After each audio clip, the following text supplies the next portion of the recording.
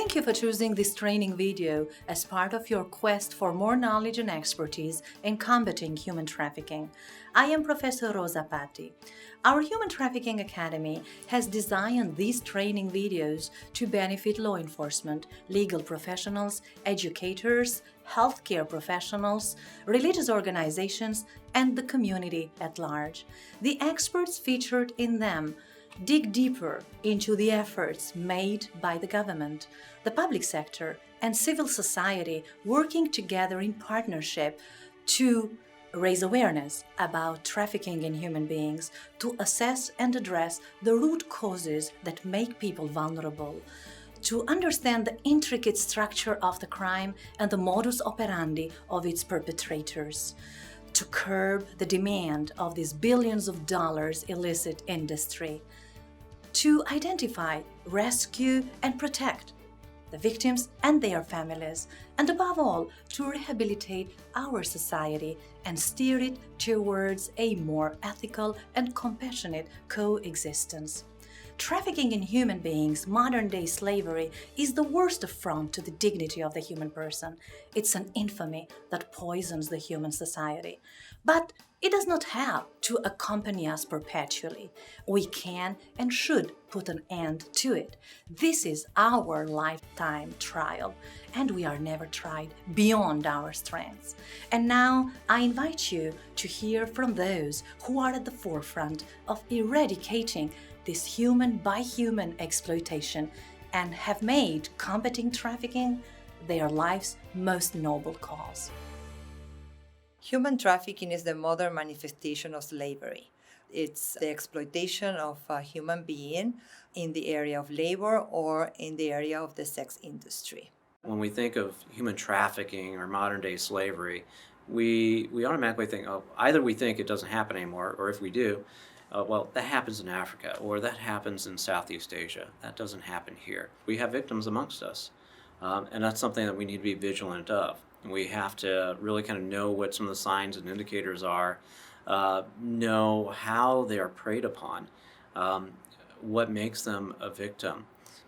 So I think the education is really important. Once again, to know that we have victims amongst us, but also if we know the facts and we know how it operates, perhaps we might do something about it, or might be able to identify it.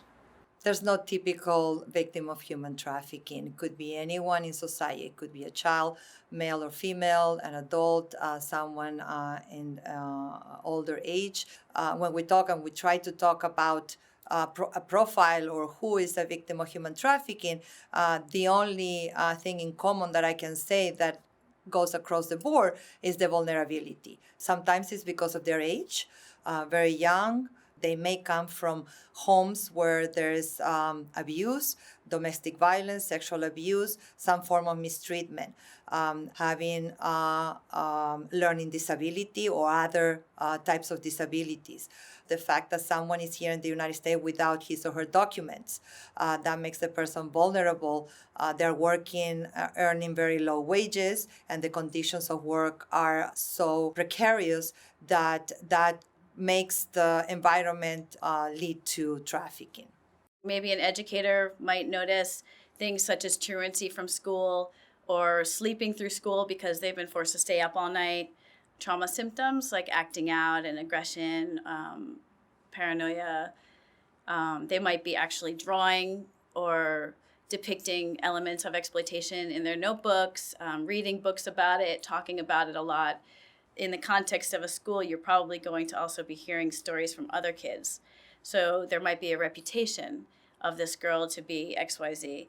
If you see older men coming to the school to pick up the girls from the school or the youth from the school, you're going to maybe question that as an educator. Most of the kids that we see that are victims are chronic runaways. They tend to be involved with somebody in their life who is controlling them in some way, either manipulating, coercing, promising them something, a better life, getting out of their house, getting away from abuse and things like that, and in exchange manipulating them, forcing them. We usually look for indicators such as the running behavior, whether they're coming home with, if they're running, whether they're coming home with new things that cost money, but they don't actually have that money. We also look for things such as tattoos and branding. The biggest barrier to identifying victims is that they don't say that they're victims. They will protect their traffickers. They will say that they want to be in the life. They are going to cuss you out and do everything they can to, if you're a helper in some way, to push you away, to push you out of their life. They're hiding something out of fear, perhaps a guilt that's been instilled in them, and it's also a matter of trust. So one of the main things to really focus on, a very important factor, is to establish trust with that student. Now, obviously, they're not going to come right out that first time, but be consistent. If they, if they see that you're constantly asking, and you're genuinely interested in them and their well-being, then eventually it's going to come out. Whatever the problem is, eventually it's going to come out. If we suspect that there's something wrong with a student, if we suspect that they might be in possible danger, then you're obligated to report that. And I know as an educator, sometimes that is our stumbling block. We have a tendency to think, well, I have to follow a chain of command. Well, you can. You ought to notify guidance. You ought to notify administration. But you do have the obligation to report it.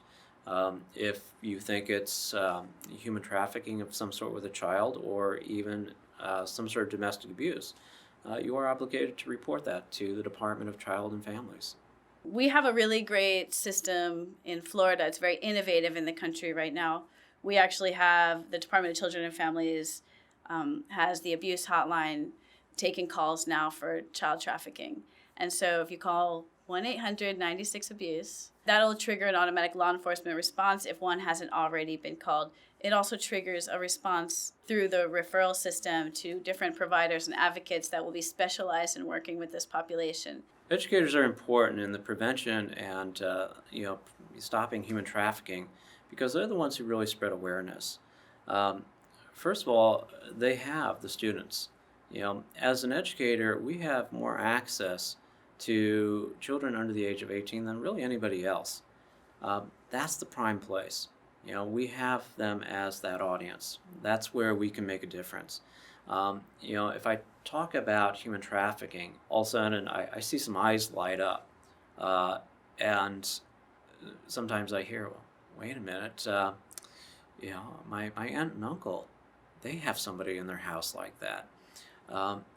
Sometimes it's about making awareness, about creating awareness. Because a lot of times these things are happening around us, and we might not know until somebody points it out. Law schools and higher education institutions are uniquely situated to make a difference in this field. First, we have a scholarly agenda where we have proceedings and symposia and publications that can be transmitted worldwide. Secondly, the people we teach will go on to be leaders in business and in social work and maybe in religious organizations and other social service organizations. And with the awareness that classes can provide, then they go out into the world ready to help with this problem. I think if we get that across to them, I think that goes a long way in helping to prevent and hopefully someday stop human trafficking.